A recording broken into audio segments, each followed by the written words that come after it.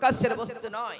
আল্লাহ সুবহানাহু ওয়া তাআলা কি বলেন, ওয়াজআলা বাইনাকুম মাওয়াদ্দাতা ওয়া রাহমা, আমি আল্লাহ তোমাদের ভিতরে প্রেম প্রীতি ভালোবাসা তৈরি করেছি, একজন একজনের ভালোবাসা ছাড়া কেউ বাঁচতে পারে না। তাহলে এটা কে দিল? স্বয়ং আল্লাহ দিল, আল্লাহ ছাড়া কেউ দিতে পারে না। আল্লাহ তার ডাইরেক্ট কানেকশনটা তৈরি করেছে, ওই কানেকশন কেউ দুনিয়ার কোন বৈজ্ঞানিক আর দার্শনিক দিতে পারে না। কোন মানুষকে যদি বলা হয় আমার স্ত্রী, আমার কোন মহিলা যেখানে সেখানে যায়, ওগুলো কথা না বলে আমি ডাইরেক্টলি কথা বলছি, একজন স্ত্রী একজন মহিলা তার স্বামী তারে ভালোবাসে না, কিন্তু ডক্টরের কাছে গেলে ভালো হবে? হবে না। গ্রামের মন্ডলের কাছে গেলে ভালো হবে না। পুরো গ্রামের মানুষ যদি এক জায়গায় মিলিত হয়ে একটা অনুষ্ঠান করে সবার যদি বলেন আমার স্বামী আমারে ভালোবাসে না, এমন কোন মন্ত্র আছে নাকি? এমন কোন ওষুধ আছে নাকি? এমন কোন মেডিসিন আছে নাকি? কোন দার্শনিক আর বৈজ্ঞানিক তৈরি করতে এখনোই পারে নাই। কিন্তু আমার আল্লাহ বলতেছেন, ওয়াজআলা বাইনাকুম মাওয়াদ্দাতাও ওয়া রাহমা, আমি আল্লাহ ভালোবাসা আর প্রেম প্রীতি তোমাদের ভিতরে তৈরি করে দিয়েছি। অতএব তোমরা ভুলে যেও না, তোমরা ভুলতে পারো না, আমি আল্লাহ নিদর্শন তোমরা কখনোই ছেড়ে দিতে পারো না। তোমরা যদি এগুলি নিদর্শন মানতে চাও তাহলেই তোমরা হবা মুমিন। কিন্তু আজকে আমাদের ভিতরে মেয়েরা মহিলারা টাং টাং করে রাস্তায় ঘুরে বেড়ায়, কিন্তু তার বাবা দাইউস, তার বাবা একবার মনে করে না, হায় রে আমার মেয়েটা, আমার কন্যাটা, আমার স্ত্রী আজকে রাস্তায় বের হয়েছে, হতভাগার মতো, নাদানের মতো, মূর্খের মতো বের হয়েছে, আমি তো একজন বাবা বেঁচে আছি, আমার ছেলে আমার মেয়ে কেন বাইরে চলে যাবে? ওই জন্য রব্বুল আলামিন বলেন, ওয়াকারনা ফি বুয়ুতিকুন্না ওয়ালা তাবাররাজনা তাবাররুজাল জাহিলিয়াতিল উলা। রব্বুল আলামিন বলে, দুনিয়ার মানুষেরা রে, ওয়াকারনা ফি বুয়ুতিকুন্না, মহিলারা হলো বাড়িতে থাকার বস্তু, বাড়িতেই থাকবে। ওয়াকারনা ফি বুয়ুতিকুন্না ওয়ালা তাবাররাজনা, ওরা বাড়ি থেকে কখনোই বের হবে না। মহিলার দল, তুমি বাড়িতে থাকার বস্তু, বাড়িতেই থাকবা। ওয়াকারনা ফি বুয়ুতিকুন্না ওয়ালা তাবাররাজনা তাবাররুজাল জাহিলিয়াতিল উলা। যদি তোমাদের বাড়ি থেকে বের হতে হয়, কোনো কাজ বিষয় তো তোমাদের প্রয়োজন মোতাবেক তোমাদেরকে যদি বাড়ি থেকে বের হওয়া লাগে, তাহলে তোমরা পর্দা করে বের হবা, হিজাব করে বের হবা। কখনোই তোমরা বেহায়ার মতো, বেলজ্জার মতো হয়ে বের হয়ে যেও না। ওই জন্য বিশ্বনবী সাল্লাল্লাহু আলাইহি ওয়াসাল্লাম বললেন, আল মারআতু আওরাতুন ফাইদা খারাজাত ইস্তাশরাফাহা শাইতান। ও দুনিয়ার মহিলার দলের আরে, যখন বাড়ি থেকে বাড়িতেই থাকে, মহিলারা হলো বাড়িতে থাকার বস্তু, ওরা পর্দায় ঢেকে থাকার বস্তু। রাস্তায় যদিও চলে তারা পর্দায় চলবে, তারা কখনো বেহায়ার মতো চলবে না। কিন্তু তারা যদি বেহায়ার মতো চলে, নির্লজ্জার মতো চলে, তারা হিজাব না মেইনটেইন করে, যারা পর্দায় না চলে, তাহলে তারা যখন রাস্তায় বের হয়, তারা শয়তানের আকৃতিতে বের হয়, এমন টাং টাং করে রাস্তায় চলে। তোমরা মনে করে এরা শয়তান, অর্থাৎ এই মেয়েটা একজন ছেলের পাগল পারা করবে, এই মেয়েটার জন্য কত কত ছেলে জাহান্নামে যাবে, কারণ এই মেয়েটা উলঙ্গ হয়ে চলেছে, বেহায়ার মতো পর্দায় চলে নাই। তার রাজধানী হলো মুখ চেহারা তারা দেখিয়ে বাড়িয়েছে। ওই জন্য কোন দার্শনিক বলেছে, কোন মহিলার যদি এরকম বক্ষটা অর্থাৎ গলার অঙ্গটা দেখা যায়, তাহলে একজন যুবক অর্থাৎ একজন 18 বছরের যুবক এইরকম করে কল্পনা করতে পারে এই মেয়েটার ভেতরে কতটুকু কি রয়েছে। যেমন করে বৈজ্ঞানিকেরা কোন যখন মাটির নিচে কোন জিনিস অস্ত্র দেখতে চায়, কোন জিনিস দেখার জন্য কল্পনা করে, তখন তারা কম্পিউটারে চালু করে। কম্পিউটারে চালু করানোর পরে সমস্ত পাইপগুলি, সমস্ত জিনিসগুলি গভীরে কি রয়েছে আবার দেখতে থাকে, হায় রে তারা গভীরে কি রয়েছে, এইরকম করে কম্পিউটারে সব কিছুই চলে আসে। কিন্তু যদি কম্পিউটারটা বন্ধ করে দেওয়া হয়, কাপড় চাপিয়ে দেওয়া হয়, ওই বৈজ্ঞানিকের বাবার ক্ষমতা নেই কি ঘটতেছে, অর্থাৎ তার নিচে কি রয়েছে। অনুরূপ ভাবে মহিলার দল এবং পুরুষের দল একজন মেয়ে যদি উলঙ্গ হয়ে বেড়ায়, অর্থাৎ মাথা দেখিয়ে বেড়ায়, তাদের অঙ্গ দেখিয়ে বেড়ায়, তাহলে মেয়েটার ভিতরে কি রয়েছে, কতটুকু মেয়েটা সৌন্দর্য একটা ছেলে কল্পনা করে বলে দিতে পারে। যদি মেয়েটা ওড়নাটা চাপিয়ে নাই, ওই জন্য আল্লাহ বললেন অকরনা ফি বুয়ুতিকুন্না ওয়ালা তাবাররাজনা। ও দুনিয়ার মানুষের দলেরা রে, তোমরা যখন বাড়ি থেকে বের হবা তখন তোমরা ওড়নাটা চাপিয়ে নিবা, অর্থাৎ ওড়নাটা তোমাদের মাথায় দিবা, তোমাদের বক্ষতলাটা দেখে রাখবা, অর্থাৎ তোমরা কখনোই ভিন্ন ছেলের দিকে তাকাবা না। আমি আল্লাহ তোমাদেরকে তাকানো নিষিদ্ধ করেছি। জেনার জন্য, বেহায়ার জন্য, বেপরদার জন্য প্রথম নাম্বার দায় হলো মহিলার দল। কারণ রব্বুল আলামিন বললেন وقل للمؤمنات يغضضن من أبصارهن ويحفظن فروجهن ولا يبدين زينتهن। রব্বুল আলামিন বলে দুনিয়ার মহিলার দলেরা রে, তোমরা কি করবা? প্রথম নাম্বার তোমাদের চক্ষুটা নিচে করবা, অর্থাৎ তোমাদের চক্ষু তোমরা কখনোই ভিন্ন ছেলের দিকে তাকাবা না। যেমনি তোমাদের চক্ষু পরে হবে, তোমরা সঙ্গে সঙ্গে তোমাদের চোখটা নিচে করে নিবা। দ্বিতীয় নাম্বার তোমাদের লজ্জা স্থানের হেফাজত করবা। তিন নাম্বারে তোমরা জিনাত করে বের হবা না, সৌন্দর্য করে তোমরা বাড়ি থেকে বের হবা না। যদি তোমাদের সৌন্দর্য করার প্রয়োজন থাকে, যদি তোমরা সৌন্দর্য হতে চাও, তাহলে তোমার স্বামীর সঙ্গে সৌন্দর্য হবা, অর্থাৎ তোমার স্বামীকে সৌন্দর্য করে দেখাবা, মেকআপ করে দেখাবা, সৌন্দর্য হয়ে দেখাবা। কিন্তু তুমি রিক্সাওয়ালাকে, টোটোওয়ালাকে, গ্রামের কোনো মেয়েকে, কোনো ছেলেকে তোমার সৌন্দর্য তুমি দেখাতে পারো না। ওই জন্যই বিশ্বনবী সাল্লাল্লাহু আলাইহি ওয়াসাল্লাম বলেছেন, একজন মেয়ে যদি জাহান্নামে যায় তাহলে চারজন ছেলেকে জাহান্নামে নিয়ে যাবে। তাই তো বিশ্বনবী সাল্লাল্লাহু আলাইহি ওয়াসাল্লাম বলে দুনিয়ার মহিলার দল, একজন মহিলা যদি জাহান্নামে যায়, একজন একা জাহান্নামে যাবে না, চারজন পুরুষকে একসঙ্গে জাহান্নামে নিয়ে যাবে।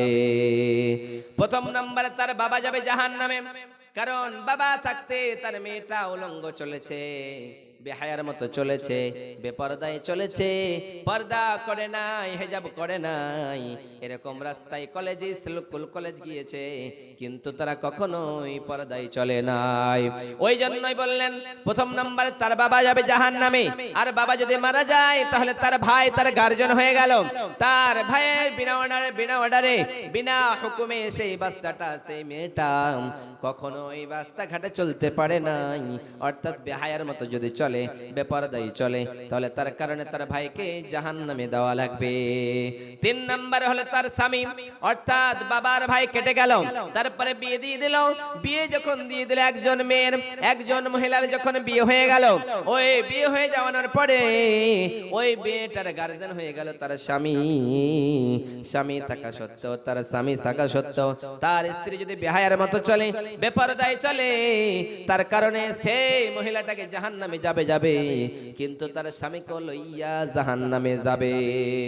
4 নম্বরে তার স্বামী যদি মারা যায় তাহলে তার ছেলে যাবে জাহান্নামে, কারণ ছেলে হলো তার মায়ের মালিক।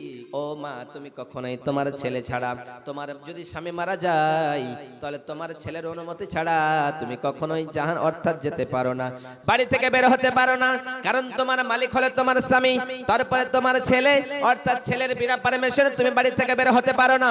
যখনই তুমি বাড়ি থেকে বের হবা, ও মহিলার দল, ও পুরুষের দল, তুমি যখন এই বাড়ি থেকে বের হবা, ওই ছেলেটার পারমিশন লইয়া বের হবা, হিজাব মেইনটেন্স করে বের হবা। বেহায়ার মতো বেপরদায় তোমরা চলবা না। যদি এইরকম করে বেপরদায় চলো, জাহান্নামের আগুন রয়েছে, ওই জাহান্নামের আগুন বড় কঠিন, ওই কঠিন শাস্তিতে যদি যেতে হয় রে বোন, ওই কঠিন শাস্তি কাল কিয়ামতের কোটে মুসিবতের দিনে কেউ কাউকে বলে যেই দিন পরিচয় দেবে না রে বন্ধু। বিশ্বনবী সাল্লাল্লাহু আলাইহি সাল্লাম মিরাজে গেলেন, মিরাজে যাওয়ার পরে বিশ্বনবী এমন একটা দৃশ্য দেখতে পেলেন, ওই দৃশ্যটা দেখে বিশ্বনবী বললেন, জিবরিল,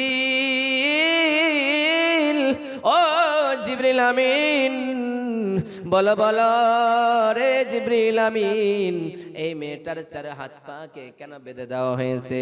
এইরকম করে 4 হাত পা বেঁধে দেওয়া হয়েছে, আর মেয়েটার পেটটা বিশাল বড় হয়েছে। ওই মেয়েটার পেটটা যখন বিশাল বড় হয়েছে, বিশাল বড় হওয়ার পরে বিশ্বনবী দেখতে পেলেন মেয়েটা চিৎকার করে কান্না করতেছে। এইরকম করে যখন কান্না করতেছে, তখন মেয়েটা চিৎকার করে, বাঁচাও বাঁচাও বাঁচাও, আমারে বাঁচাও, আমারে যদি না বাঁচাও তাহলে আমার জীবনটা শেষ হয়ে গেল, আমি আর পেটের যন্ত্রণা সহ্য করতে পারি না। দুনিয়ার জমিনে যখন একজন মেয়ের প্রসব যন্ত্রণা ওঠে, অর্থাৎ মহিলাটার যখন প্রসব যন্ত্রণা চলে আসে, তখন মহিলাটা বাবারে ডাক দেয়, ভাইয়েরে ডাক দেয়, আমার ভাইয়েরা, ও আমার দাদা, ও আমার দাদি, ও আমার খালা, আমি আর পেটের যন্ত্রণা সহ্য করতে পারি না, এই পেটের যন্ত্রণার কারণে থাকতে পারি না। সঙ্গে সঙ্গে তার অ্যাম্বুলেন্স লইয়া ওই মেয়েটারে ডক্টরখানায় নিয়ে যায়। ডক্টরের কাছে নিয়ে গিয়ে ডক্টর দেখতে পায়, হায় রে, মেয়েটার পেটের যন্ত্রণার কারণটা হলো এই মেয়েটার পেটের ভিতরে বাচ্চা রয়েছে, ওই বাচ্চাটা আসার সময় হয়েছে, কিন্তু এখন পর্যন্ত বাচ্চাটা দুনিয়ার জমিনে আসতেছে না, অর্থাৎ মেয়েটারে সিজার করতে হবে। বলে না ডক্টর বলে দেয়। তারপরে টাকা নিয়ে মেয়েটার সিজার করতে শুরু করে, ওই বাচ্চাটাকে জন্ম দেয়, অর্থাৎ জন্ম ভূমিষ্ঠিত করে দেয়। অনুরূপ ভাবে কাল কিয়ামতের কোণে মুসিবতের দিনে জাহান্নামের ভিতরে যখন জাহান্নামের ভিতরে মেয়েটা কান্না করতেছে, জিবরিল আমিন বলতেছে, বিশ্বনবী জিবরিল আমিনকে বলতেছে, হায় রে জিবরিল আমিন, বলো বলো বলো, এই মেয়েটা কি এমন অন্যায় করেছে রে জিবরিল আমিন? এই মেয়েটার ভিতরে এরকম শাস্তি কেন দিতেছে? মেয়েটা যখন কান্না করতেছে, তখন জাহান্নামের ফেরেশতারা বলছে, হায় রে, চল চল চল, আমরা সহ্য করতে পারি না, মেয়েটার চিৎকার আর জ্বালা আর যন্ত্রণা আমরা সহ্য করতে পারি না, আমরা চল চল চল চল, আমরা গিয়ে মেয়েটার প্রসব যন্ত্রণা করিয়ে দিই। কিন্তু জাহান্নামের ফেরেশতারা যখন আসবে, ওই জাহান্নামের ফেরেশতারা এসে দেখবে, হায় রে, মেয়েটা কান্না করতেছে, তখন আগুনের শিকল লইয়া ওই মেয়েটার জন্য আগুনের শিকল দিয়ে, হায় রে, তাকে কি করবে? ওই রকম করে যেন দুনিয়ার জমিনে বাচ্চাগুলিরে জন্ম দেবে।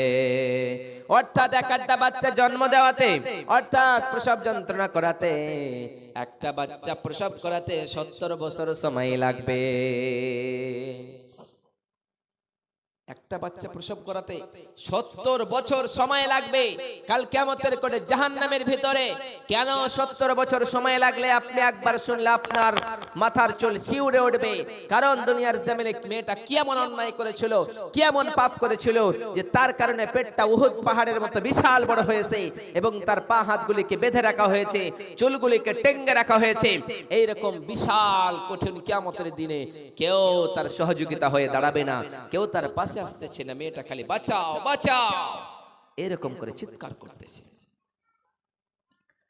সেই সময় বিশ্বনবী দেখতে পেলেন মেয়েটা যখন এরকম করে চিৎকার করে, তখন জিবরিল আমিনকে বললেন, হায় রে জিবরিল আমিন, মেয়েটার পেটের বাচ্চাগুলি জন্ম দিতে কতদিন সময় লাগবে? জিবরিল আমিন বললেন, নবী গো, এই মেয়েটা দুনিয়ার জমিনে নামাজ পড়েছে, মেয়েটা রোজা রেখেছে রে নবী, মেয়েটা দিন ধর্ম সব কাজ করেছে রে নবী, মেয়েটা সব কর্ম করেছে, কিন্তু একটা কাজ করেনি, সেটা হলো পর্দায় চলেনি। অর্থাৎ মেয়েটা পর্দায় চলেনি, কখনোই বেহায়ার মতো চলেছে, বেপরদায় চলেছে। ওই বেপরদায় চলানোর কারণে রে নবী, এই মেয়েটার কঠিন শাস্তি হতেছে, অর্থাৎ এইরকম শাস্তি তার চলতেই থাকবে। ওই জন্য বিশ্বনবী সাল্লাল্লাহু আলাইহি ওয়াসাল্লাম বলেন, নিসাউন কাসিয়াতুন, নিসাউন কাসিয়াতুন আরিয়াতুন মুমিলাতুন মাইলাতুন রুসুহুন্না কাসনামাতিল বুখতিল মাইলা লা ইয়াদখুলুল জান্নাহ। বিশ্বনবী সাল্লাল্লাহু আলাইহি ওয়াসাল্লাম বলেন, দুনিয়ার মহিলার দল তোমরা দুনিয়ার জমিনে মহিলারা নিসাউন মহিলা কাসিয়াতুন কাপড় পরে থাকবে, আরিয়াতুন উলঙ্গ থাকবে। বিশ্বনবী বললেন মহিলার দলেরা কাপড় পরেও উলঙ্গ থাকবে।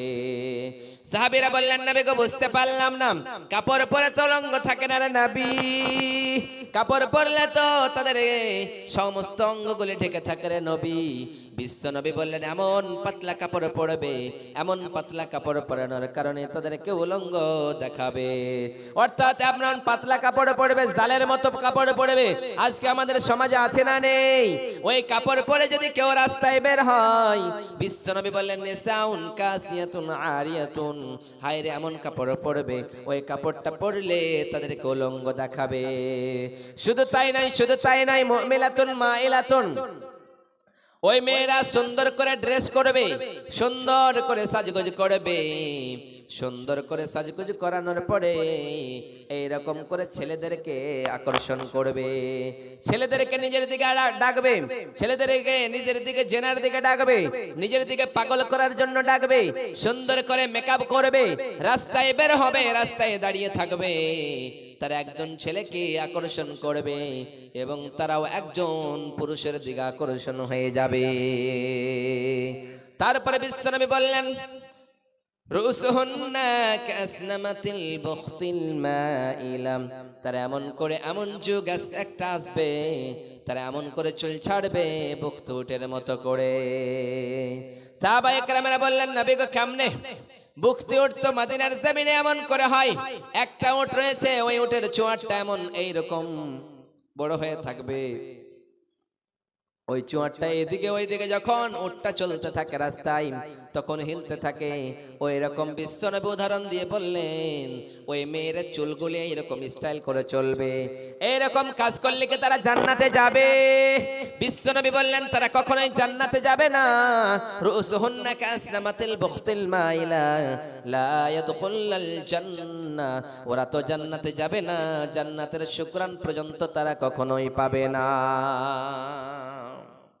জান্নাতে তো যাবে না, কিন্তু তারা যদি এইরকম কাজ করে, এইরকম বেহায়ার মতো চলে, পাতলা পোশাক পরে আর চুলগুলিকে স্টাইল করে বেড়ায়, আর একজন ছেলেকে যদি পাগলের মতো রাস্তায় দাঁড় হয়ে যায়, স্কুল কলেজে গিয়ে তারা বেহায়ার মতো চলে, তাহলে তোমরা এই কাল কিয়ামতের কথা জান্নাত তো পাবে না, জান্নাতের শুকরান পর্যন্ত তারা কখনোই পাবে না। শুধু তাই নাই, কাল কিয়ামতের করে জাহান্নামের আযাবটা কেমন হবে জানো? ওই মেয়েটার মতন হবে, একটা বাচ্চা প্রসব করাতে 70 বছর লাগবে। ওই বাচ্চাগুলি যতগুলি পুরুষ তার দিকে সেক্সের নজরে তাকায়ছে, অতগুলি তার পেটে বাচ্চা জন্ম নেবে। ও মহিলার দল, আপনি কি এরকম কঠিন আযাবে যেতে চান? আপনি কখনোই যেতে চান না। আপনি যদি আযাব, জাহান্নামের আগুন সহ্য করতে পারেন, তাহলে ওই আযাবের জন্য এই দুনিয়ার আপনি কষ্ট করবেন। অতএব আপনি যদি জাহান্নামে না যেতে চান, তাহলে এইরকম বেহায়ার মতো আপনি কখনোই চলবেন না, এরকম করে চলবেন না। বিশ্বনবী সাল্লাল্লাহু আলাইহি সাল্লাম বলেছেন মহিলার দল, আমার পরে আমি কোনো বড় ফিতনা রেখে যাই নাই, আমার পরে সবথেকে ফিতনা, সবথেকে ঝামেলা, সবথেকে যেই জিনিসটা সবথেকে নিকৃষ্ট, সবথেকে নিকৃষ্ট জিনিস হলো ফিতনা, হলো নারীদের ফিতনা। বিশ্বনবী সাল্লাল্লাহু আলাইহি ওয়াসাল্লাম বলেন তারাকতু বাদি ফিতনাতা যাররা আলার রিজালি মিনান নিসা। বিশ্বনবী সাল্লাল্লাহু আলাইহি ওয়াসাল্লাম বলে ও দুনিয়ার পুরুষের দলেরা, শোনো শোনো শোনো শোনো, আমার পরে সব থেকে বড় ফিতনা যেটা আমি নবী রেখে গেলাম সেটা হলো নারীদের ফিতনা। অতএব নারীরা ঝামেলা করবে, নারীরা ঝামেলা করবে, নারীরা বিবাদ লাগাবে, নারীরা এরকম করে সংঘর্ষণ করবে। নারীদের সব থেকে 3টা সময় চোখের পানি পড়ে। প্রথম নাম্বার, যখন দুঃখের সময় আসবে নারীরা, মহিলারা একটুতেই কেঁদে ফেলে, যখন তাদের আনন্দ হয়ে যায় তখন কাঁদতে শুরু করে। কিন্তু যখন ঝামেলা সৃষ্টি হয়ে যায় তখন স্বামীকে রাজি করার জন্য, বাবার মার আলাদা করে দেওয়ার জন্য, আলাদা করে দেওয়ার জন্য এই সময় ওই নারীটা, ওই স্ত্রীটা চোখের পানি ফেলে স্বামীর রাজি করিয়ে নেয়, স্বামীরা মানিয়ে নেয়, স্বামীরা পাগল করে নেয়, স্বামীর নিজের দিকে আত্মসাৎ করে নেয়। তারপরে কি করে, তার মার বাপকে বৃদ্ধাশ্রমে রেখে আসে না। কিন্তু স্ত্রীরা সব থেকে এই কাজটা করতে পারে, কারণ ছলে বলে এইরকম করে নারীদেরকে নিয়ে গিয়ে চলে যায়। আপনারা মনে করবেন শুধু আমাদের জামানার নারীরা, আমাদের জামানার মহিলারা এরকম নোংরা, এইরকম করে চলে না। বিশ্বনবী সাল্লাল্লাহু আলাইহি সাল্লাম বলছেন, আমার নবী বিশ্বনবী সাল্লাল্লাহু আলাইহি সাল্লাম বলেন, আমি আমার স্ত্রীদেরকে যখন কোনো কথা বলতাম, বিশ্বনবী সাল্লাল্লাহু আলাইহি সাল্লাম বলেন, আমি আমার বিবি সাইয়্যিদাতুনা আয়েশা সিদ্দিকা রাদিয়াল্লাহু তাআলা আনহা, তিনাকে একদিন কোলে লইয়া আমি আমার উড়ের উপরে মাথা রেখে আমি আমার স্ত্রীরে বলতেছি, আয়েশা বলে তোমার কি মাথা ব্যথা করতেছে? আমার আয়েশা বলতেছেন, নবী গো আমার মাথাটা ব্যথা করতেছে রে নবী। আমি আবার আমার বিবিকে বললাম, আয়েশা তোমার মাথা কি খুব ব্যথা করছে? বলছে, নবী গো অত্যন্ত ব্যথা করতেছে। আমি আবার বললাম, আয়েশা তোমার মাথা কি ব্যথা করতেছে?